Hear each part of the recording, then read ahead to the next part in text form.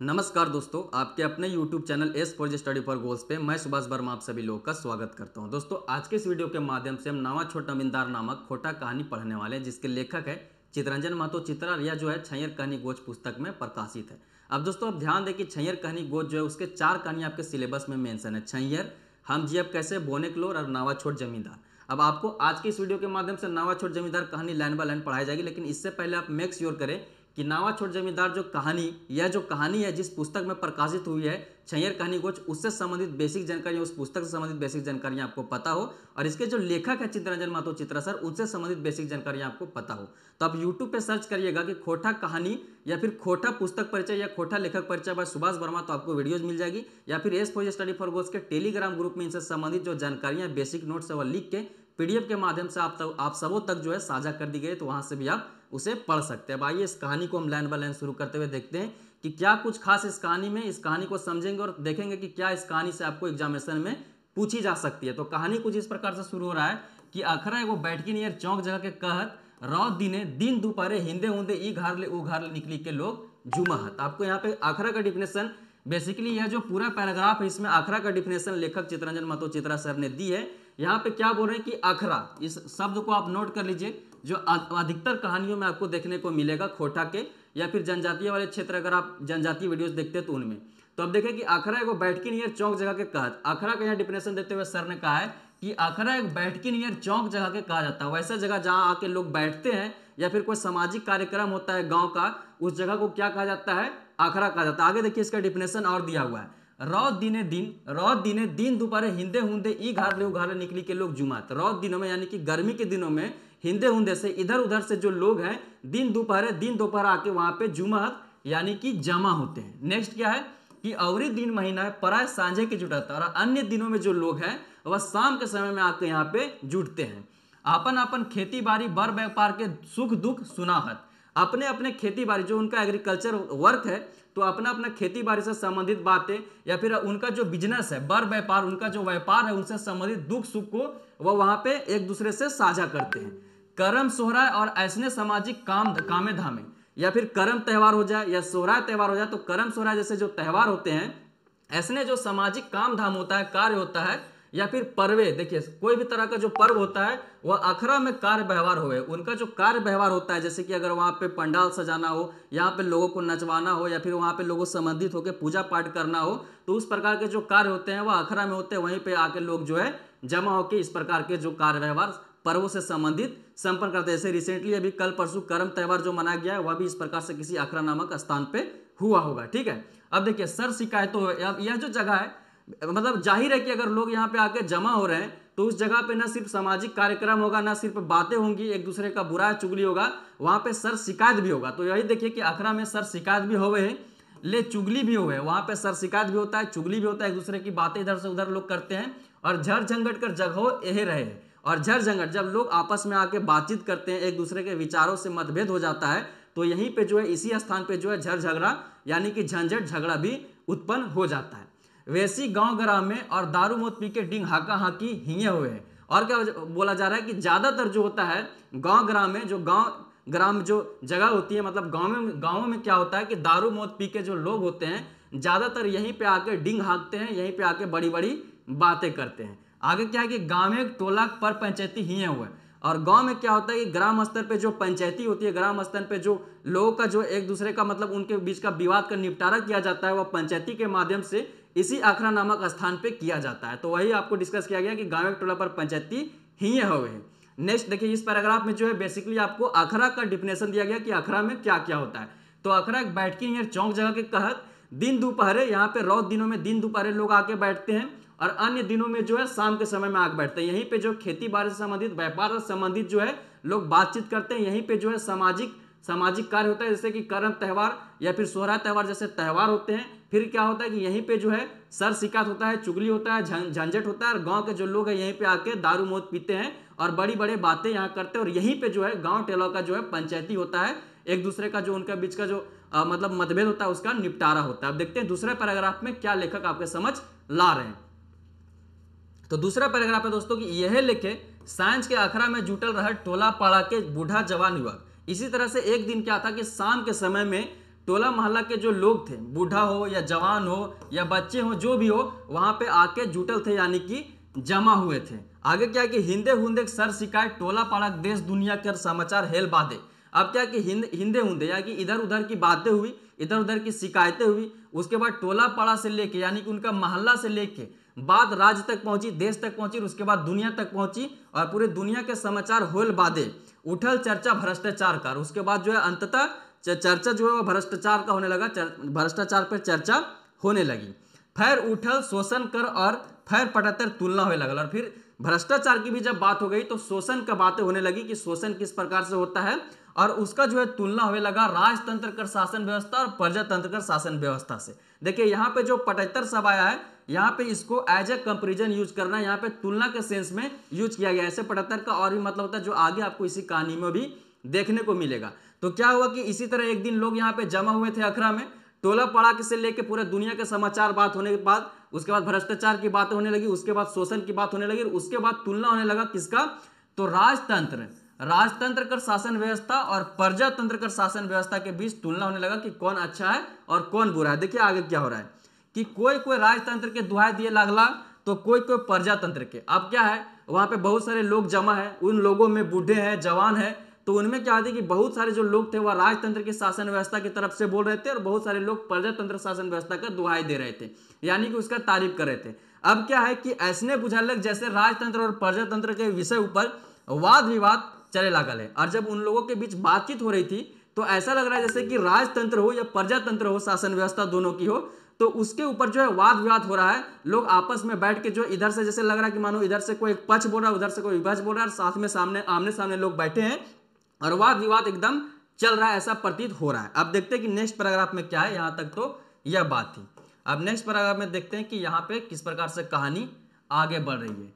थोड़ा सा समय लगेगा क्योंकि मैं पहली बार आपके समझ स्मार्ट स्क्रीन बोर्ड के माध्यम से आऊँ, इससे पहले हम सालों से टैब में पढ़ा रहे थे। नेक्स्ट पैराग्राफ क्या है कि एगो बूढ़ा 70-80 ले ऊपर हुए थे तय ओकर उम्र बोले लागल तखन कर राजा बराबर एखन कर मंत्री। अब देखिए एगो बूढ़ा, अब देखिए इस कहानी में कौन आता है, एक बूढ़ा, यह जो है 70-80 साल का बूढ़ा, यहाँ पे आप नोट कर लीजिए। इसका नाम जो है जगन्नाथ चौधरी है, 80+ वर्ष का जो है आयु हो चुका है इनका, जगन्नाथ चौधरी का। आगे चल के इनका नाम आएगा, आप देखिएगा, ठीक है। तो एगो बूढ़ा 70-80 ले ऊपर हुए होता है, एक बूढ़ा जिसका उम्र 70-80 वर्ष से ज्यादा हो रहा होगा, ओकर उम्र बोले लागल, वह जो है बोलने लगता है और क्या बोल रहा है कि तखन कर राजा बराबर एखन कर मंत्री।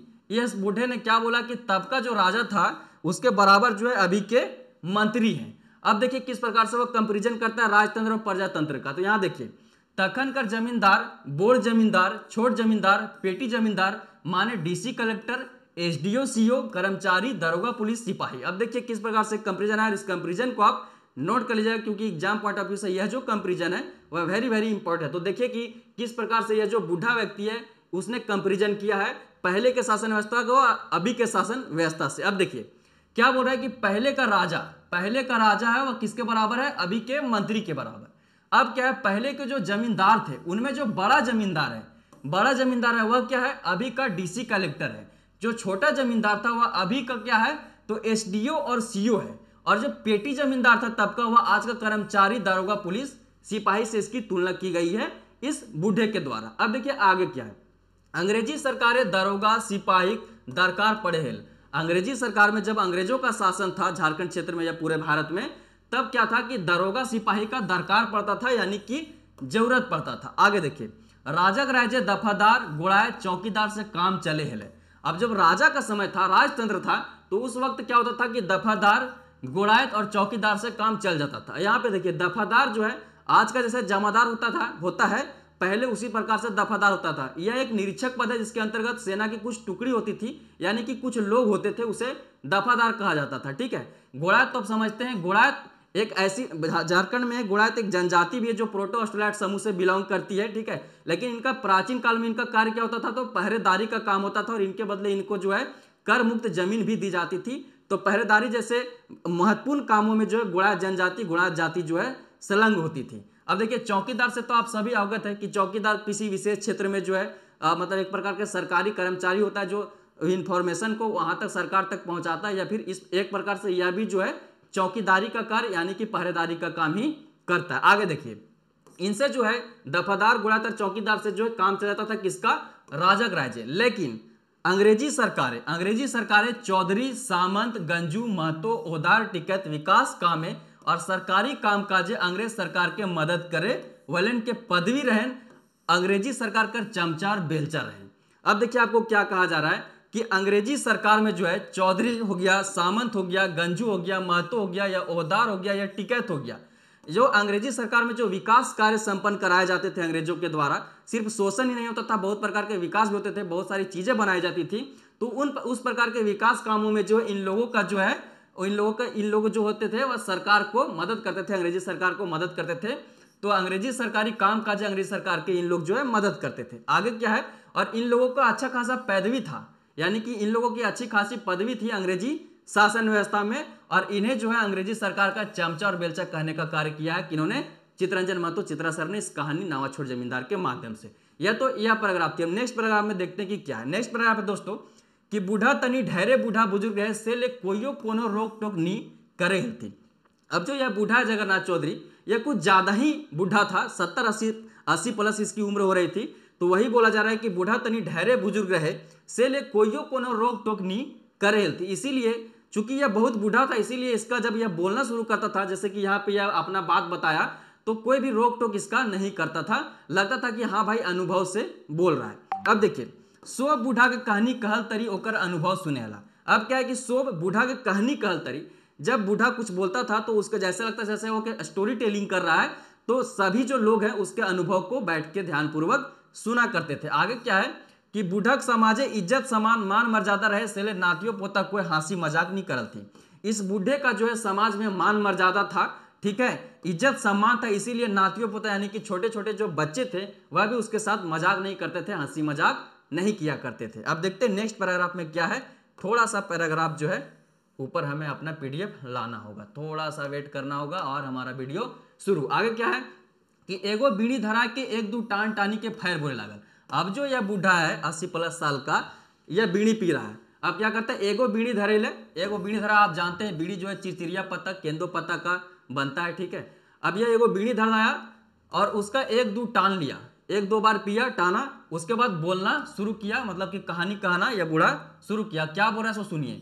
बीडीओ पंचायत सेवक ग्राम सेवक एखन कर सरकार कर चमचा बेलचा लागत। अब जैसे इन्होंने अंग्रेजी सरकार का चमचा बेलचा आपको अभी बताया, उसी प्रकार से क्या है कि अभी जो वर्तमान सरकार है उसका जो चमचा बेलचा उसकी बात अब लेखक कर रहे हैं। तो क्या बोल रहे हैं कि बीडीओ हो, ब्लॉक डेवलपमेंट ऑफिसर हो या पंचायत सेवक हो या ग्राम सेवक हो, ये जो लोग हैं वर्तमान सरकार के जो हैं चमचा और बेलचा लगा। तो अब 2-3 चीजें नोट कर लीजिएगा कि अभी के सरकार में चमचा बेलचा किसको कहा गया है, अंग्रेजी सरकार में चमचा बेलचा किसको कहा गया था, राजतंत्र में किनके द्वारा काम हो जाता था, ये सब चीजों को आपको जो है नोट करना, या फिर जो कंपेरिजन किया गया था मंत्री बड़े जमींदार से उसको आपको नोट कर लेना है। जब भी आपको वीडियो देखें या कोई नोट्स पढ़े पूरी स्टडी फॉर गोल्स का, तो सेल्फ नोट जरूर बनाए, अपना कॉपी और पेन लेके जरूर बैठा करें। नेक्स्ट पैराग्राफ क्या है, अच्छा यहाँ पे छूट गया था, तखन कर शोषण शासन और एखन कर शोषण शासन में बेसी फर्क नखे। अब तब का जो शासन था या तब का जो शासन व्यवस्था था, अभी का जो शासन व्यवस्था, उसमें कुछ ज्यादा फर्क नहीं है। बेसी फर्क नखे मीन्स ज्यादा फर्क नहीं है। क्या है कि तखन कर शोषण जुल्म काहेल एखन कर शोषण जुर्माना माने दंड बिना दोषी। तब का जो शासन था या फिर तब का जो शोषण था वह जुल्म कहलाता था। तब जो शोषण की जाती थी अंग्रेजों के द्वारा या राजाओं के द्वारा भी संभवतः उसे जुल्म कहा जाता था। लेकिन अभी का जो शोषण है, अभी जो शोषण होती है लोगों के साथ, उसे जुर्माना कहा जाता है, माने कि दंड बिना दोष, यानी कि बिना दंड के आपको जो है आप दोषी हो जाते हैं। तो इस प्रकार का जो शोषण है या जो जुल्म है, अब जो कहा क्या रहा है, बिना दंड बिना दोष से, मतलब एखन कर जो है जुर्माना हो गया कि आपने अगर कोई गलत काम किया तो आपको न्यायालय के द्वारा जुर्माना लगाया जाएगा। आगे क्या है कि टैक्स माने फीस बिना चुकावल तोर काम कितनो जरूरी रहो नहीं होतो, चाहे तोर मोरन जीवन के होतो कि चाहे कोनो दोसर काम रहो। अब क्या यहाँ पे बताया जा रहा है कि टैक्स माने बिना फीस, टैक्स माने बिना फीस, टैक्स दिए बिना, बिना फीस दिए बिना, बिना फीस चुकाए तुम्हारा कितना भी जरूरी काम हो नहीं होगा, चाहे तोर मोरन जिए, चाहे तुम्हारा कितना भी इंपॉर्टेंट काम क्यों होता है, मतलब कि तुम्हारा मरने का सिचुएशन क्यों ना हो जाए, मरने जीने का सिचुएशन क्यों ना हो जाए, चाहे कितना भी तुम्हारा इंपॉर्टेंट काम क्यों ना रहे, तुम्हारा काम नहीं होगा। कब? यदि तुमने टैक्स या फीस नहीं चुकाते हो। तो यह टैक्स फीस क्या है आपको यहाँ पे देखने को कहानी में मिलेगा। क्या है कि राजा राजे अंग्रेजी राजे वफादार चौकीदार गोड़ायत के खुशनामा एक गिलास की 1-2 पैसा दे देली रैयत कर सोब दोष खत्म हो जाए। यहाँ पे क्या होता जा रहा है कि जब राजा का शासन था या राजा राजा या अंग्रेजी राजे क्या होता था कि वफादार, ठीक है, चौकीदार गोड़ायत को खुशनामा एक गिलास 1-2 पैसा दे दिल रहे सब दोस्त खत्म हो जाते हैं। मतलब कि इनके साथ जो है इन्हें कुछ पैसा 1-2 पैसा अगर दे दिया, इनके साथ बैठ के 1-2 गिलास आप ले लिए, ठीक है, तो उससे क्या होता था कि तुम्हारा सारा दोस्त खत्म हो जाया करता था। आगे देखिए, या ज्यादा से ज्यादा अगर इतना में आपका दोस्त खत्म नहीं हुआ तो वह वेसी से वेसी यानी कि ज्यादा से ज्यादा जमींदार के गोड़ लगाए कहूं एक कोहिया गुड़ यानी कि गुड़ चढ़ा दिली दोस्त खत्म है जेते। अगर इतना में आपका नहीं मिटा, ठीक है दोस्त, तो ज्यादा से ज्यादा आपको क्या करना है कि जमींदार के गोड़ लगाए कहूं एक कोहिया गुड़ चढ़ा दिली दोस्त खत्म हो जाए। यानी कि देखिए कोहिया समझिए, एक कोहिया गुड़ यह होता है कि जब ईख या केतारी से गुड़ निकाला जाता है, ठीक है, उनको पेर के, ठीक है, उनसे रस निकाल के, तो एक बड़ी सी टब होती है लोहा की, ठीक है, उसमें जो है गुड़ को खौलाया जाता है, उसी को जो है जनरली कोहिया कहा जाता था। तो उससे मतलब एक बार का जो है एक कोहिया गुड़ उसको अगर आप जमींदार को पहुंचा दिए तो उससे आपका सारा दोस्त खत्म हो जाता था, ठीक है। इस प्रकार से कई कोहिया जो है मतलब क्या बोलते हैं रस गर्म करके गुड़ बनाया जाता है, जहां पे आप अगर देखे होंगे गांव से अगर आप बिलोंग करते तो आपने यह चीजें देखी होंगी। तो इस प्रकार से पहले जो था बेसिकली लेखक का कहने का अर्थ है कि बहुत सस्ते में जो है पहले जो है दोस्त मतलब मुक्त हो जाया करते थे किसान। आगे देखिए नेक्स्ट पैराग्राफ में क्या है कि बूढ़ा फैर एगो बीड़ी धरावल और बोले लागल। बूढ़ा क्या है कि एक बार इसने बीड़ी धराया और बोलना शुरू किया। अब दोबारा यह क्या करता है कि बूढ़ा फैर एगो बीड़ी धरावल और बोले लागल, फिर एक दूसरा बीड़ी धराया और फिर बोलना शुरू किया। जब भी ये बोल रहा है बीड़ी धरा रहा है, ठीक है, और फिर उसके बाद स्टोरी टेलिंग अपना शुरू कर रहा है। तो क्या बोल रहा है यह बूढ़ा कि तखन 10-5 रुपया जमींदार के सलामी देले और गैर मजरवा अकाश और जिरात जमीन 25-50 डिसमिल के एकड़ों भर बंदोबस्त करी देहल थी। क्या बोल रहे हैं कि उस समय बूढ़ा क्या बोल रहा है कि उस वक्त तखन पहले के जमाने में क्या होता था कि 10-5 रुपया अगर जमींदार को तुम सलामी दे दिया, ठीक है, जमींदार को सलामी देकर 10-5 रुपया अगर तुमने दे दिया तो क्या करते थे जमींदार की गैर मजरुआ यानी कि जीएम लैंड आपने सुना होगा, गैर मजरुआ जमीन जो किसी का नहीं होता उसे गैर मजरुआ जमीन कहा जाता है, ठीक है।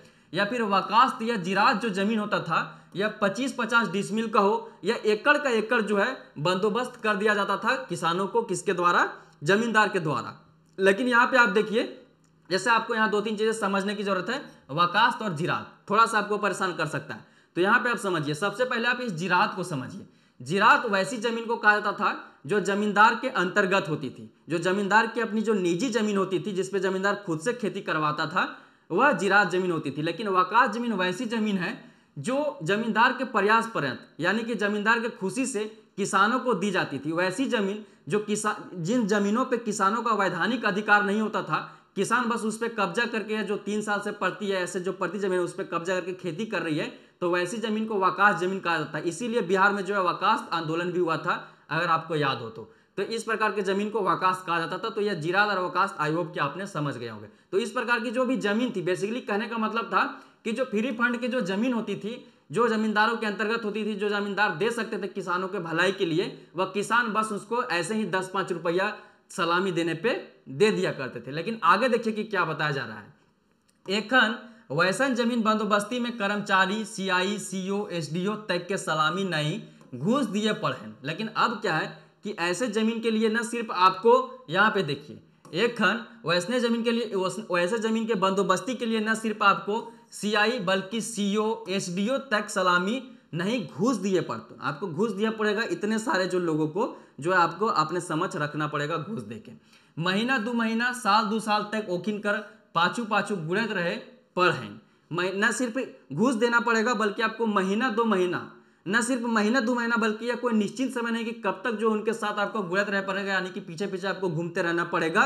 वह डेट क्या दिया हुआ है कि महीना 2 महीना साल 2 साल तक ओखिन कर पाछू तोरा गुड़त रहे पड़तो। तखन कर बंदोबस्ती जरूरती पर होएल सेले ओकर दाम और नाम सलामी तक में होएल। तब का जो बंदोबस्ती था, जो जमींदार दे दिया करते थे किसानों को जमीन, वह क्या होता था कि जरूरत के अकॉर्डिंग होता था। यहाँ पे देखिए तखन कर बंदोबस्ती जरूरती पर होएल यानी कि नीड के अकॉर्डिंग होता था, जरूरत के हिसाब से होता था। इसीलिए उसका जो दाम था और वह नाम था वह सलामी तक में होएल, बस सलामी मशवरा कर दिया, 10-5 रुपया आपने दे दिया और आपके नाम बंदोबस्ती कर दी गई। लेकिन अभी क्या है, यहाँ पे देखिए कि आप कर बंदोबस्ती बाजार हिसाबे व्यापारी नियर मोल तोल करी के बेईमानिक डहरे हुए। लेकिन अब का जो बंदोबस्ती है वह क्या होता है, व्यापार नियर, यहाँ पे देखिए बाजार के हिसाब से होता है, जो मार्केट रेट चल रहा है, मार्केट रेट चल रहा है उस हिसाब से होता है, या फिर क्या संभावनाएं हैं उस जमीन के या उस एरिया में, जो क्या संभावनाएं हैं व्यापार का, बिजनेस का, उस हिसाब से होता है। और पूरा जो है यहाँ पे तोल मोल करके जो है, बार्गेनिंग करके जो है, बढ़िया तरीके से बाजार व्यापार का हिसाब किताब करके बेईमानी के डहरे हो, यानी कि बेईमानी से होता है। ठीक है, आगे देखिए, सेले ओकर दाम और नाम घूस जैसन बदनामी से करल जाए, और इसीलिए जो है इसका जो नाम और दाम है वह घूस जैसन बदनामी से क्या आता है, यानी कि उस जो एक्स्ट्रा आप पैसा पे करते हो एज ए सलामी, उसे घूस कहा जाता है। अब देखिए कि ये सब छोट छोट जमींदार लागत, और यह जो लोग हैं यह सब छोटे छोटे जमींदार हैं, बड़े जमींदारों की जिक्र अब होगी। पहले के जमींदार रैयत के बढ़वे ले सलामिये में खुश है जाल थे। पहले के जो जमींदार थे वह रैयत के बढ़वे ले सलामिये में खुश हो जाते थे, मतलब कि रैयत को बढ़ाना चाहते थे। रैयत वैसे लोग जिसपे उस जमीन का मतलब कि एक प्रकार से वैधानिक अधिकार हो, या वहां पे उस पर कृषि करने का उनके पास अधिकार हो, तो वे लोग चाहते थे कि किसानों को, रैयत का बढ़ावा चाहते थे पहले के जमींदार, इसलिए सिर्फ सलामी से खुश हो जाते थे। आपके जमींदार आपन बाढ़ा आगू देखत पाछू रैयत के। आपके जो जमींदार है, यानी कि इस जमींदार से आपको, इस जमींदार का संदर्भ में किसके लिया जा रहा है कि मतलब अभी के जो सीआई, सीओ, एसडीओ वगैरह हैं, इनको आज का जमींदार कहा जा रहा है, छोटा जमींदार कहा जा रहा है। तो आज के जो जमींदार है आपन बाढ़ू देखे, पहले ये अपना बाढ़ देखते हैं, ठीक है, पहले ये अपना पॉकेट देखते हैं, अपना तिजोरी देखते हैं, बाद में रैयत का और समाज का देखते हैं, और बाद में इसका नुकसान इनको भी झेलना पड़ता है अगर आप विरत तौर पे सोचेंगे तो। लेकिन उस पर अभी डिस्कस नहीं करेंगे, अभी इस कहानी को देख लेते हैं। घुसो पेंच देल बाधो रैयत कर काम राब साफ न होवे, यानी कि घूस पेंच देने के बाद भी, यानी कि जब आपने घूस दे दिया उनके पीछे 2 महीना से 2 साल तक आपने बिताया, फिर भी जो है आपका काम जो है क्लियर नहीं होता। राब साफ मीन्स आपका काम क्लियर हो जाना, तो आपका काम जो है क्लियर नहीं हो रहा है। जैसे अभी जो क्या मार्केट में, इससे संबंधित मैं 2 चीजें बता दूं कि अभी मार्केट में 2-3 अफवाहें फैली हुई है, जैसे कि 20 लाख 30 लाख में आपकी जो है जैसे सीजीएल में नौकरी हो जाएगी। तो मैं आपको बता दूं कि इस प्रकार से अफवाह में आप नहीं पड़े, हो सकता है कि होती होगी जिनका मंत्री लेवल या सेक्रेटरी लेवल तक पहुंच होगा, लेकिन अगर आप पैसा देते हैं तो आपका पैसा हो सकता है कि आप वापस लेने में सक्षम ना हो, और इन सब चीज़ों में नहीं बचना है। 2 महीना आपको एक्स्ट्रा समय दे दिया है जैसे सीजीएल, जैसे और क्या है, 2 महीना में अगर आप बढ़िया से प्रिपरेशन करते हैं तो आप बिना पैसा का भी जॉब ला सकते हैं, ठीक है। बाकी ज़्यादा डिस्कशन इस टॉपिक पे न करते हुए इस कहानी को आगे बढ़ाते हैं। और यदि रैयत दुगना 3 गुना मुंह बंदी खर्च करे पारे तबे हेले ओकर काम सुविधा अनुसार। और यदि रैयत जो है वह उसका जो ओरिजिनल प्राइस है, ओरिजिनल जो उसकी वैल्यू है, उससे दुगना या 3 गुना मुंह बंदी यानी कि मुंह मांगा खर्च करे पारे है, तबे ओकर काम सुविधा अनुसार हो, तभी उसका जो काम है वह सुविधा अनुसार संपन्न होगा, और नहीं तो ना। और अगर ऐसा नहीं कर पाता है तो नहीं होगा। आगे देखिए, और तो अब ये व्यापार मंडल बनी गया है, और अब क्या है, यह जो है जमीन का बंदोबस्ती या जमीन का इधर से उधर खरीद फरोख्त, आप देखते हैं कि जमीन का जो धंधा है, जमीन का जो व्यापार है, दलाली का जो सिस्टम है, यह बहुत विरत और बहुत खतरनाक हो चुका है। इससे संबंधित जो क्राइम बहुत जो समाज में बढ़ चुके हैं, तो वही आपको यहाँ पे बताया जा रहा है कि अब जो है यह व्यापार मंडल बन चुका है। अब थोड़ा सा पीडीएफ पढ़ा लेते हैं, उसके बाद देखते हैं कि नेक्स्ट पैराग्राफ में क्या है। यहाँ पे कहानी थोड़ी थोड़ी इंटरेस्टिंग होती जाएगी और आपको समझ आएगा सोसाइटी। इस कहानी के माध्यम से एक बहुत ही बेहतरीन जो है सामाजिक आपको जो है मैसेज देने की कोशिश किया चित्ररंजन महतो चित्रा सर ने। तो हम कहाँ पे थे कि घूसों पे दिले बहादुर रैयत का काम राब सपना है, उसका काम क्लियर ना होता है। यहाँ पे देखिए उसका काम तभी होगा जब आप मुंह मांगा खर्चा करेगा तब, और अब तो यह व्यापारी मंडल बन गए। अब देखिए एजेंट ऊपर एजेंट फिट हथू जमींदार कर द्वार तक, एजेंट के ऊपर एजेंट फिट है जमींदार के द्वार तक। जमींदार सब ध्यान रखिएगा कि यहाँ पे वीडियो सीओ कर्मचारी की बात हो रही है, ठीक है, कि उन तक जो एजेंट के ऊपर एजेंट फिट है, यानी कि एक एजेंट उसके नीचे एक और एजेंट, उसके नीचे एक और एजेंट, ऐसे बहुत सारे जो एजेंट फैले हुए हैं जमीनी स्तर तक। तो वही है कि एजेंट के ऊपर एजेंट फिट है तो जमींदार के द्वार तक जे जितना लेके कोनो बेस एजेंट के संग जातक ओकर काम बनता है, और नहीं तो ऐसे ही बोड़ा के घुरते घुरते मर जाते हैं। जिसका पहचान सेक्रेटरी लेवल तक है, जिसका पहचान मंत्री लेवल तक है, उसका काम होगा। अदरवाइज ऐसे ही बोड़ाए के मिस होता है, भटक के आओ तो मर जेबे, ठीक है। तो वही पे कहा गया यहाँ पे कि एजेंट के ऊपर एजेंट फिट हतु जमींदार के द्वार तक, यानी कि एसडीओ बीडीओ या जो भी कर्मचारी इनसे संबंधित जो अधिकारी है उनके जो ऑफिस तक जो है एजेंट के ऊपर एजेंट फिट है।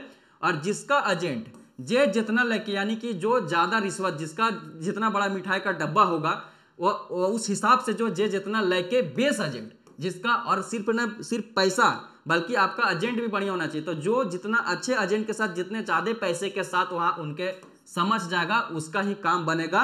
अदरवाइज क्या है कि ऐसे ही वह बोड़ा के घुरते घुरते मोर जाता है, यानी कि भटक के वह मर जाएगा। आगे देखते हैं कि बूढ़ा बोलते बोलते थाकी गिर रहे, सांस लेके एगो छोट जमींदार के पटहत्तर दिए लागले।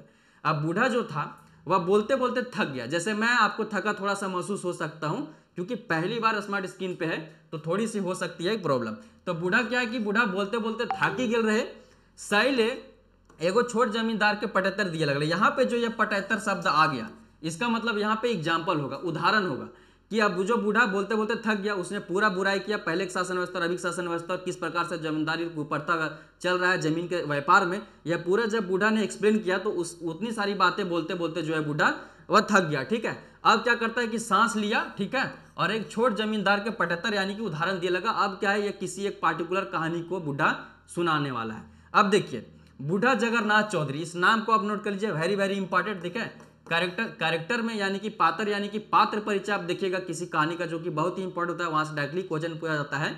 तो पात्र परिचय में आप लिख लीजिए एक जगन्नाथ चौधरी, और आगे चल के देखिए यहाँ पे एक बलराम सिंह। तो यह दो पात्र आप जो है नोट कर लीजिएगा। यह जो नावा छोट जमींदार आप कहानी पढ़े, इसमें दो पात्र महत्वपूर्ण है, जगन्नाथ चौधरी और बलराम सिंह, जिनके इर्द गिर्द पूरी कहानी यहाँ से प्रश्न पूछे जाने की ज्यादा संभावना नहीं। अदरवाइज जो अभी आपको पीछे कंपेरिजन बताया गया या जो शासन व्यवस्था की मंडली बताएगी, वहां से भी प्रश्न आपको देखने को मिल सकते हैं। फिलहाल आपको नोट करना है जगन्नाथ चौधरी और बलराम सिंह, और इस कहानी को आप शुरू करते हैं। जो एक्चुअल कहानी शुरू होने वाली है इस नावा छोट जमींदार की, जो कि यह बूढ़ा जगन्नाथ चौधरी बोलना शुरू करता है, जिसका उम्र क्या है 80+। ठीक है, 80+ वर्ष जो इसका उम्र है। ठीक है, अब देखिए बूढ़ा जगन्नाथ चौधरी क्या बोल रहा है। बूढ़ा जगन्नाथ चौधरी बोले लागल, तखन बलराम सिंह थाना के दरोगा रहे। उस वक्त किसी पार्टिकुलर समय की बात कर बोल रहा है कि तखन जो थाना का दरोगा था, यानी कि थाना का जो थाना प्रभारी था, एसएचओ था, वह कौन था, बलराम सिंह था। वो 10 दिन 15 दिन गांव गांव घुरतल, गाँवे गाँवे चोरी चमारी केस धारतल। वह क्या करता था कि महीने का जो था 10 दिन या 15 दिन गाँवे गाँवे घूमता था, गाँवे गाँवे वो घुमा करता था, और क्या करता था कि गाँवे गाँवे घूम के वह चोरी चमारी के केस धारतल, यानी गाँवे गाँवे घूम के वह चोरी चमारी का केस ढूंढता था। और जेकर नाम उठतल है, यहाँ पे क्या है कि जेकर नाम उठतल है ओकर से मुठभेड़ हेले 150 लेके जोर जोर माय बहन के गाड़ी दे के चली जाता।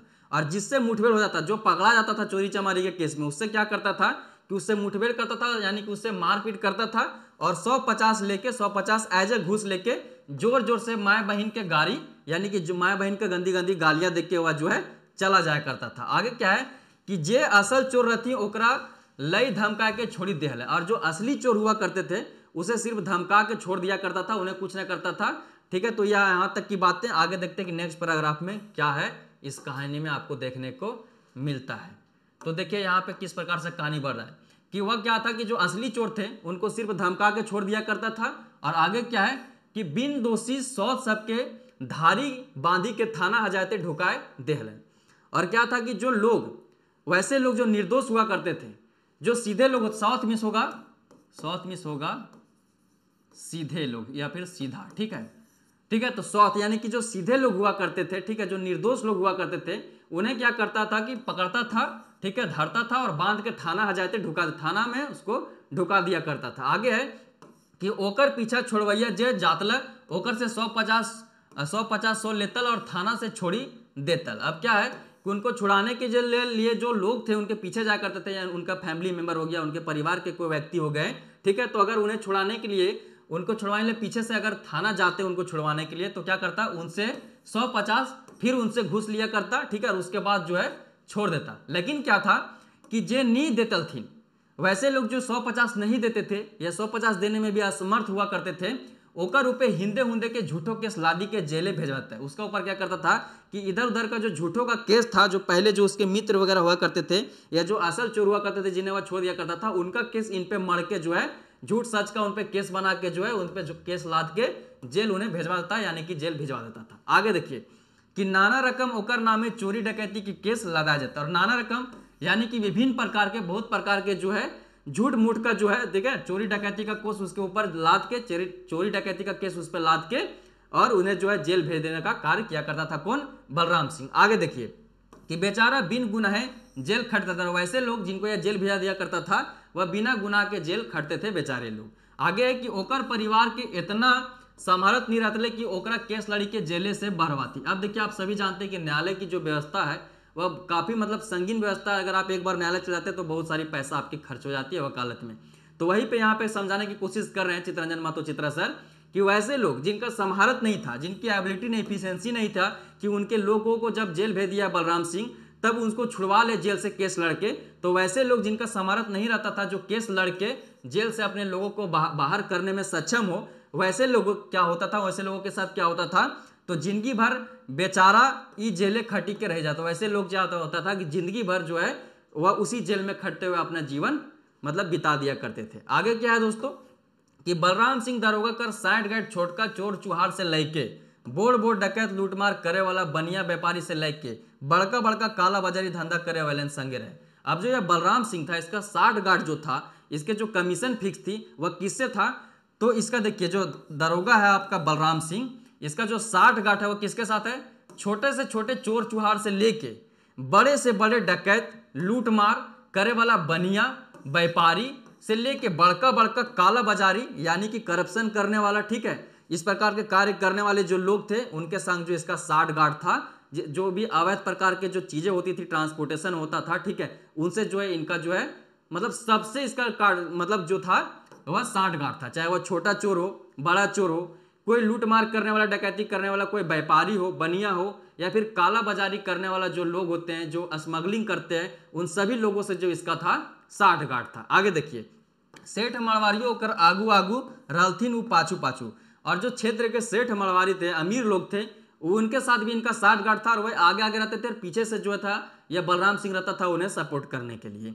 दिन गाना और महीनवारी होकर बांधल रहे। दिन गाना और महीनवारी यानी कि एक प्रकार से हफ्ता समझ सकते हैं, जैसे हफ्ते में हफ्ता लिया जाता है, ठीक है, बड़े बड़े एक प्रकार से क्या बोलते हैं अधिकारियों के द्वारा या उस क्षेत्र के जो गुंडे माहौली टाइप के लोग होते हैं उनके द्वारा, तो उनका जिस प्रकार से हफ्ता बंधा होता है उसी प्रकार से इसका दिन बंधा हुआ था, ठीक है, कि हर दिन या किसी प्रकार से पैसा वसूलता था, तो इसका दिन भी बांधा हुआ था और महीना भी बांधा हुआ था। तो दिन गाना और महीवारी उसके बांधा था जो उसको देना था अगर आप उसके क्षेत्र में किसी प्रकार से इस प्रकार से चोरी डकैती का काम कर रहे हैं या नहीं कर रहे हैं, ठीक है। दिन गाना और महीना नी मिलतले फैर पहुंची जाता भौड़ भौड़ गाड़ी दे। और अगर दिन गाना यानी कि उसे अगर हफ्ता नहीं मिला, ठीक है, या फिर जो भी उसका पैसा बंधा हुआ अगर उसको नहीं मिला, तो क्या करता था, वह पहुंच जाता था और बहुत गंदी गंदी गालियां दिया करता था उन लोगों को। अब देखते हैं नेक्स्ट पैराग्राफ में क्या था। हो सकता है इसके पास बुलेट गाड़ी हो, भौड़ भौड़ कबीर सिंह जैसा आ जाया करता होगा, ठीक है। अब देखते हैं नेक्स्ट पैराग्राफ में क्या आपके समझ है। तनी सथाई के जगन्नाथ चौधरी फैर बोले लगल। अब जगन्नाथ चौधरी जो है स्टोरी टेलिंग कर रहे हैं, तो बेचारे बीच बीच में सथा लेते हैं, शांत हो जाते हैं, थोड़ा सा सांस ले लेते हैं। तो तनी सथा के जगन्नाथ चौधरी फिर बोले लागल कि का कहियोन रे बाबू, हम इनकर देखल और तो इनकर सुनल। वो बच्चों से बोल रहे जो नाती पोता वहां पे बैठ के उसकी कहानी सोच रहे हैं, युवा सोच बैठ के जो उसकी कहानी सुन रहे हैं जगन्नाथ चौधरी के, उनको क्या बोल रहे हैं कि का कहियोन रे बाबून, हम इनकर देखल और तो इनकर सुनल, कि क्या क्या हमने देखा है, हमारा क्या अनुभव रहा है, क्या एक्सपीरियंस रहा है, उसे तुम लोगों के साथ क्या सुनाए। आगे देखिए सर्वा गरीबी दुखिया के नी छोड़े सतावेले। क्या बोलता है कि इस बलराम के बारे में बोल रहे हैं, बलराम सिंह के बारे में बोल रहे हैं जगन्नाथ चौधरी जी जो बुढ़ा 80 साल प्लस का, कि सर्वा जो बलराम सिंह है सर्वा गरीबों के दुखिया की नाय छोड़न सतावे, मतलब गरीब दुखिया को भी वह सताने के लिए नहीं छोड़ता है, किसी को नहीं छोड़ता, गरीब दुखिया को भी लपेट लेता है। तैन को गुना है पीटी के पहले तो डर चढ़ा दे ले, फिर डरा धमका के 100-200 लेके उठता ले। क्या करता है कि थोड़ा सा गलती में भी अगर किसी गरीब गुरबा को पकड़ता तो क्या करता था कि पहले पीटता था, पहले पीट के उसको जो डर चढ़ाता था, डर बैठाता था, डर का खेल खेलता था, डर का व्यापार था इसका। तो पहले उसको बैठा के डराता था, ठीक है, पहले उसको पीट के डराता था, डर चढ़ाता था, उसके बाद क्या करता था कि डरा धमका के, जब वो लोग डर जाते थे तो डरा धमका के 100-200 रुपया लेता था और उसके बाद ही उठलते यानी कि उसके बाद ही उन्हें छोड़ता था। नेक्स्ट पैराग्राफ क्या है कि चौधरी फिर बोले लगा, चौधरी फिर बोला कि गांव घरे जोदी कोई मौत दारू आपनो पियले बनावतला तो पता पावले ओकर घर आबकारी पुलिस ले ले आंतलन और डरा धमका के ओकरों से कुछ न कुछ असूल करतला उधर होगा। अब यहाँ पे बोला जा रहा है कि गांव घर में अगर कोई व्यक्ति अपने लिए, अपने पीने के लिए भी अगर मौत दारू बनाता है, ठीक है, या कोई प्रकार का मतलब पेय पदार्थ बनाता है जैसे कि ताड़ी बनाता है या फिर दारू बनाता है, तो इसका जैसे ही पता चलता था बलराम सिंह को तो क्या करता था, आबकारी पुलिस को बुलाता था। आबकारी एक डिपार्टमेंट होता है, पुलिस डिपार्टमेंट में आपने सुना होगा, जो अवैध शराब का जो काम होता है उसको पकड़ना है आबकारी डिपार्टमेंट के अंतर्गत आता है। यही लोग जो अवैध शराब का जो है मतलब उस पर रोक लगाए रखते हैं, प्रतिबंधित कर देते हैं, या फिर उसको उस पर रेड मार के उसको जो है शांत करने का काम करते हैं, पकड़ने का काम करते हैं। तो आबकारी पुलिस को, आबकारी डिपार्टमेंट को खबर देता, उनके साथ आता और डरा धमका के ओखनियों से उस केस में भी जो मतलब दारू मौत बनाया अपने घर के पर्सनल यूज के लिए भी, ठीक है, बेचने के लिए नहीं, ठीक है, उसका मकसद ट्रेड नहीं है, उनसे भी कुछ ना कुछ ये असूल कर लेता था पैसा दरोगा, ठीक है। और क्या करता था कि आपनों लेतलक और आबकारियों के देता, न सिर्फ अपने घूस लेता था बल्कि आबकारी डिपार्टमेंट के जो अधिकारी को साथ लेके आता था उनको भी दिलवाता था, ठीक है। तो अपने भी लेता था घूस और आबकारियों को भी दिलवाता था। आगे देखिए, फैर का हेल बुबा कोई छवा पूछा। इतना दूर तक जब कहानी ये जगन्नाथ चौधरी सुना चुका है, बूढ़ा व्यक्ति, ठीक है, जो कि बहुत ही बेहतरीन कहानी सुना रहा है, इसके माध्यम से आपको एक बेहतरीन मैसेज मिलेगी कहानी के अंत में, बस आप पेंसेस बना के रखिए। हालांकि इससे संबंधित जो बेसिक नोट्स थी, जो एग्जाम पॉइंट ऑफ व्यू से वेरी वेरी इंपॉर्टेंट थी, जिसमें लेखक परिचय था, पुस्तक परिचय था और इस कहानी के जो कैरेक्टर थे उनसे संबंधित जो हेडलाइंस थी जो एग्जामिनेशन में पूछी जा सकती थी, या फिर इंपॉर्टेंट की पॉइंट था, ठीक है, इस कहानी का जो समरी था already S4J study for goals के ऐप में साझा कर दी गई है। बस इस वीडियो का मकसद तो आपको लाइन बाय लाइन पढ़ा के कहानी साझा करना, और आई होप कि आपको कहानी समझ में आ रही होगी। अगर कोई भी शब्द अभी तक जो मैंने छोड़ दिया हो या आपको नहीं समझ आई तो कमेंट सेक्शन में आप कमेंट करके साझा कर सकते हैं। उस खोटा शब्द का जो हिंदी और अंग्रेजी मतलब बताने का काम मैं आपको स्वयं करूंगा। अब देखिए, एक जो बच्चा है, कोई बच्चा वहां से उठा और पूछता है कि फैर कहल बाबा, कि फिर क्या हुआ बाबा, ठीक है, फैर क्या हुआ बुबा, कोई छुआ पूछा। कोई बच्चा रैंडमली उससे पूछा कि फिर क्या हुआ। यहां तक जब कहानी कह के वह रुका, ठीक है, कि आबकारी डिपार्टमेंट से भी मतलब जहां से भी इसको पैसा कमाने का मौका मिलता, बलराम सिंह उस मौका को नहीं गवाया करता था। चौधरी जी कहे लागल, का कहियोन रे बाबू उ सरवा दरोगा खाल। चौधरी जी फिर कहे लगा कि का कहियोन रे बाबू सरवा उ दरोगा खाल। तुमने कैसे बताइए कि का होलो कर साथ, कि का कहियोन रे बाबू सरवा दरोगा खाल। कुछ ही दिन तो बड़का बनी गिल रहे, कि कुछ ही दिन में तो वह बड़का बन गया था, अमीर बन गया था। बड़का को एक बिल्डिंग बनावल, कारो रखे लगल, बड़ा सा एक बिल्डिंग बनाया, ठीक है, बड़ा सा घर बनाया हराम के पैसे से, ठीक है, और कार भी एक खरीद लिया। बलराम सिंह दरोगा का नाम बिकाए लगला, और जो बलराम सिंह दरोगा था इसका नाम बिकने लगा। इसके नाम सुन से या सिर्फ इसके नाम से काम हो जाया करते थे। गरीब दुखा ओकर नाम से डरा लगा था। गरीब दुखिया जो गरीब गुरबा लोग थे वह उसके नाम से डरने लगे। इसका नाम से ही डर जाते थे, हफ्ता वगैरह ऐसे दे दिया करते थे। चोरी चुहाड़ के काम में ये लोग नहीं आते थे, उसके लोग ही आया करते थे। अब देखते हैं कि नेक्स्ट पैराग्राफ में क्या है, ठीक है। कहानी बढ़ते जा रही है और बहुत जल्द इस कहानी को हम खत्म करने वाले हैं। तो नेक्स्ट क्या है कि फैर का हेलन बुबा यह पूछा दूसरा छुआ, तो वह बोल रहा है कि गरीब दुखा को सतावल था। यह पहले एक बार पूछा और फिर से एक बार पूछ रहा है वही बच्चा। जब यह बोल रहे हैं कि का कहियो कि बहुत जल्दी वह अमीर बन गया, एक बहुत बड़ा बिल्डिंग बनाया, ठीक है, कार खरीदा और उसका नाम बिकने लगा, गरीब दुखिया उससे डरने लगे, यहाँ तक बोला। तो फिर बोलता है एक बच्चा कि फैर कहल बुबा दोसर एगो छुआ पूछा। फिर दूसरा बच्चा एक पूछता है कि फिर का हुआ बाबा, तो क्या बोल रहा है कि गरीब दुखा के सतवल के जो होवे से हिले। तो जगन्नाथ चौधरी दूसरे वाले बच्चे का रिप्लाई देते हुए क्या बोलते हैं कि गरीब दुखिया को सताने वाले के साथ जो होता है वही इसके साथ हुआ। क्या हुआ कि सरवा के तो एक एक अपन बाल बच्चा मुँहे एगो दियल न बचल थी। कि सरवा के या जो बलराम सिंह था या इसकी जब मृत्यु हुई, ठीक है, तो इसको मुखाग्नि देने के लिए इसका एक भी बच्चा जिंदा नहीं बचा, ठीक है, कोई इसका बच्चा मतलब जिंदा नहीं बचा। ओकर मौत तो बादे होले, कि ये बलराम सिंह का मौत तो बाद में हुआ। पहले देखिए कि क्या हुआ, हाथे गोड़े घाव घोस फैल रहे। इसका जो था हाथे गोड़े घाव घेस बोल रहे, ठीक है। इसका मतलब एक कहावत है ना कि ज़्यादा नमक खाओगे, बचपन में आपको सिखाया था, माँ सिखाती होगी कि ज़्यादा नमक खाओगे तो हड्डी गल जाएगा। ज़्यादा नमक खाने से हड्डी गले ना गले, लेकिन हराम का नमक खाने से हड्डी जरूर गलता है।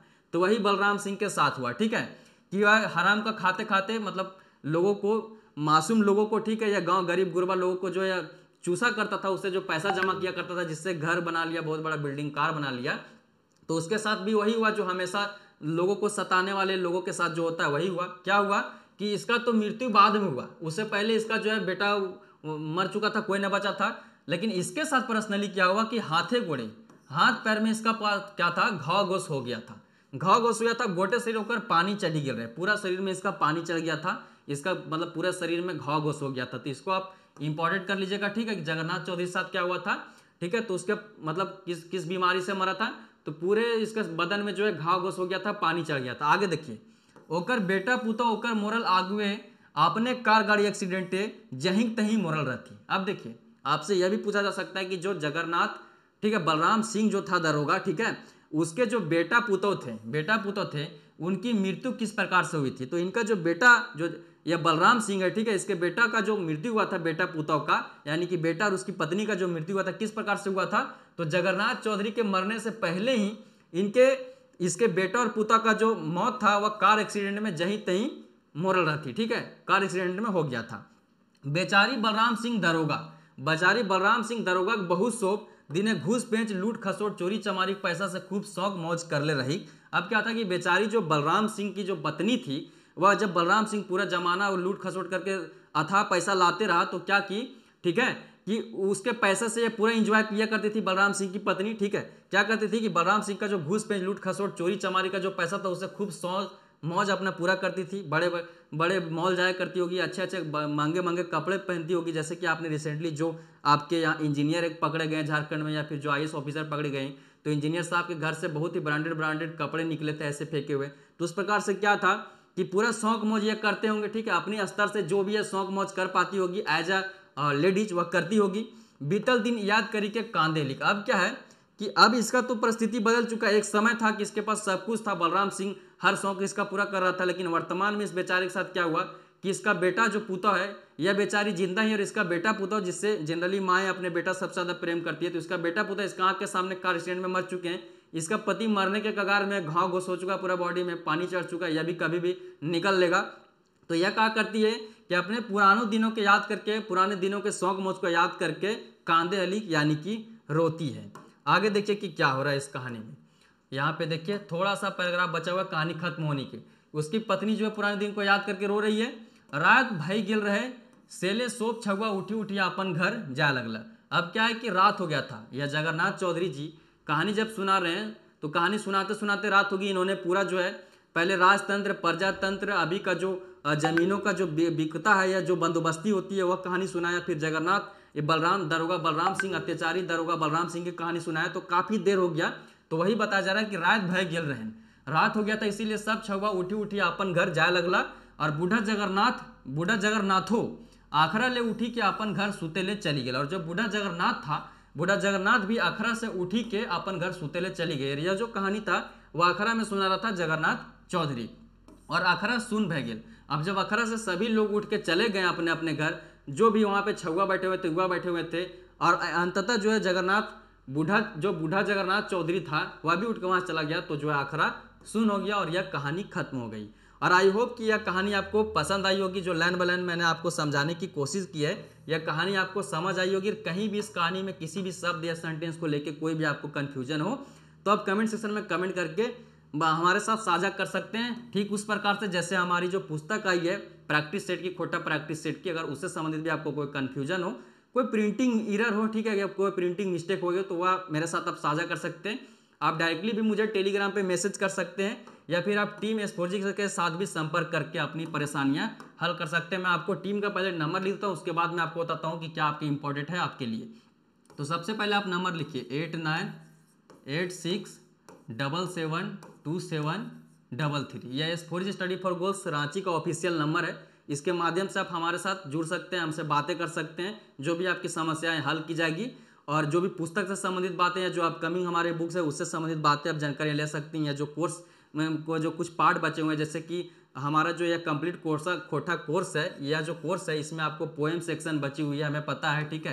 पोएम सेक्शन में जो है सोहन लागेरे के पोएम बचे हुए हैं और गीतें बची हुई है, ठीक है। सोहन लागेरे की गीतें बची हुई है, ठीक है। पोएम तो सारी हो गए एक पथिया डोंगल महुआ के, ठीक है। तो जो गीतें बची हुई हैं और जो वहाँ पे अन्य जो 10 और गीतें पढ़नी आपको है, जो गीतें बची हुई हैं, तो उनसे संबंधित क्लासेस भी अभी विद इन अ वीक आ जाएगी, ठीक है। और 15 अक्टूबर से जो है आपको ये सारी PDF भी आप डाउनलोड कर सकते हैं, या फिर आपको बुकलेट के माध्यम से प्रोवाइड कराई जाएगी। तो ये सब सारी चीज़ें जो मैं अभी आपको बोल रहा हूँ, अगर आप नए स्टूडेंट होंगे तो आपको समझ आ रहा होगा कि सर क्या बोल रहे हैं। तो मैं आपको बता दूं कि 2023 के नवीनतम सिलेबस पर आधारित जैसे CGL हो, या नगर पालिका सेवा हो, जैसे CGL विशिष्ट योग्यता हो, या औद्योगिक प्रशिक्षण हो, या महिला पर्यवेक्षिका वाली जो नोटिफिकेशन अभी आई हुई है वह हो, या टीचर वाले जो है 6 to 8 वाला हो, उन सभी से संबंधित जो है पेपर 2 खोटा के प्रिपरेशन के लिए जो है 2 कोर्सेस है। एक कंप्लीट खोटा के कोर्स के नाम से एक कोर्स है जो 499 रुपया का है। वहाँ पे आपको हर एक चीज़ें लाइन बाय लाइन पढ़ाई जाती है, सारी जानकारियाँ जो आपको सही दी जाती है, जिसके माध्यम से प्रैक्टिस सेट में, ठीक है, मतलब प्रैक्टिस सेट में आप जो आते हैं, प्रैक्टिस सेट देते हैं और वहाँ पे गलतियाँ छांटते हैं, या फिर अपनी तैयारी को सशक्त देखते हैं, वह हमारा ही नोट्स के माध्यम से आप सही तैयारी करते हैं। और उसी प्रकार से क्या है, जब आप तैयारी कर चुके हैं लगभग, ठीक है, लगभग आपकी 80 से 90% तैयारी खोटा पेपर की कंप्लीट हो चुकी है, तो आप प्रैक्टिस करते हैं कि हमारी तैयारी कितनी है। अलग अलग न सिर्फ सेक्शनल टेस्ट, शुरुआती दौर में आप जब पढ़ते हैं तो आप सेक्शनल टेस्ट देते हैं, जो कि इस हमारे कंप्लीट खोटा कोर्स में अवेलेबल है, या पढ़ने के दौरान आप भी किसी भी बुक से पढ़ रहे हो या किसी भी टीचर या किसी भी यूट्यूब से पढ़ रहे हैं तो आप सेक्शनल टेस्ट देते होंगे। उसी प्रकार जब आपकी कंप्लीट तैयारी हो जाती है सेक्शनल टेस्ट की भी 70-80% आप सिलेबस कवर कर चुके होते हैं, तो आप फुल लेंथ मॉक टेस्ट भी देते हैं। और उसके लिए भी जो है हमारे ऐप पे कोर्स अवेलेबल है 199 में, और जहां पे आपको 50 प्रैक्टिस सेट मिलने का प्रॉमिस, देने का प्रॉमिस किया गया है, ठीक है। लेकिन यह जो कोर्स है इसके अंतर्गत आपको वर्तमान में 20 प्रैक्टिस सेट जो है 20 प्रैक्टिस सेट प्रोवाइड करा दिया गया, और ऑथेंटिक सारी जो क्वेश्चन आपके साथ डील कर दी गई है। और आई होप कि अगर इस 20 प्रैक्टिस सेट को भी अगर आप दे देते हैं, ठीक है, तो आपकी तैयारी का एक लेवल बन जाएगा और आपको मोटा मोटी समझ में आ जाएगा कि इस प्रकार से प्रश्न जो है बनाए जाते हैं। इसकी खासियत क्या है, इसमें बहुत सारे प्रैक्टिस सेट मैंने खुद तैयार किया, तो इसकी खासियत क्या है कि जो भी आपका सेक्शन है सिलेबस का, जैसे आपका सिलेबस 3 खंडों में, खंड क, खंड ख, खंड ग, तो जो भी आपका खंड क में ग्रामर है, खंड ख में आपका गीत वगैरह है, खंड ग में आपका जो गद्य सेक्शन है, ठीक है, जिसमें लोक कथा, कहानी, नाटक वगैरह या लेखों संबंधी जानकारियाँ हैं, तो हर टॉपिक से जो भी टॉपिक है, जैसे ग्रामर में आपका 15 टॉपिक है, उसके बाद आप पद्य सेक्शन में आते हैं तो आपकी 10 कविताएं हैं, 10 गीत है स्वर्ण लगेगा और 10 अन्य गीत हैं, तो उन सभी टॉपिक से प्रश्न बनाए जा रहे हैं। जैसे आप जब गद्य सेक्शन में जाते हैं तो 10 आपकी लोक कथा है जिसमें 9 पढ़ा दी गई है, उसके बाद 8 जो है आपकी शिष्ट कहानियां है, उसके बाद आपके 2 निबंध है, 1 नाटक है और 7 लेखक है।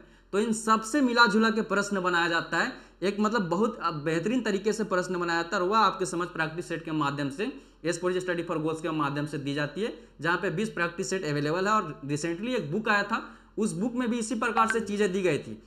उस मिस प्रिंट को अगर हम इग्नोर करते हुए कहें तो उसमें भी जो प्रैक्टिस सेट है वह अच्छे प्रैक्टिस सेट है। उसके बाद उसका खासियत क्या है कि उसमें 250 जो है मोस्ट एक्सपेक्टेड क्वेश्चन दिया गया, जो टीम एस प्रोजेक्ट द्वारा तैयार की गई है, वो आपके लिए काफ़ी बेनिफिशियल होगा। सबसे बड़ी बात है उसमें OMR सीट दी गई है, जिससे आप प्रैक्टिस बहुत अच्छे से कर सकते हैं। और जो प्रैक्टिस सेट है उसके बीच बीच में मैंने की पॉइंट डलवाए हैं जो आपकी तैयारी के लिए, या जो चीज़ें जैसे कि लेखक के माता पिता, लेखक का जन्म, या कोई बुक से संबंधित पुस्तक परिचय हो गया, या कोई कोट्स हो गया, तो बीच बीच में हमने डलवाया है जो आपके लिए काफ़ी यूजफुल होगा। आई थिंक कि आपको मतलब मोटा मोटी S project study for goals का बारे में पता चल गया होगा।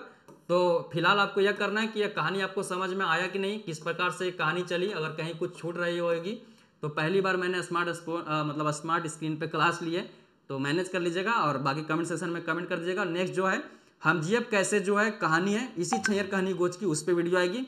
और संपूर्ण खोटा सिलेबस जो आपको पढ़ना है उससे संबंधित किसी भी चैप्टर से, चाहे वो मतलब गद्य सेक्शन का हो, पद्य सेक्शन का हो, ग्रामर का हो, अगर उसको आप लाइन बाय लाइन समझना चाहते हैं या किसी कहानी को लाइन बाय लाइन पढ़ना चाहते हैं तो कमेंट कर दीजिएगा, मैं बहुत जल्द उस पर वीडियो ले आऊँगा, ठीक है।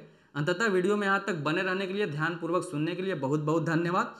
अगर आप इस वीडियो के माध्यम से S project study for goals के साथ इस यूट्यूब चैनल के साथ जुड़े हैं तो चैनल को सब्सक्राइब कर बेल आइकन दबा दें, इस वीडियो को लाइक कर ज़्यादा से ज़्यादा शेयर कर दें ताकि अन्य लोगों तक पहुँचे। हमारा मेहनताना हमें मोटिवेशन मिले, जब लाइक और व्यू बढ़ते हैं तो हमें मोटिवेशन मिलता है नेक्स्ट वीडियो बनाने के लिए।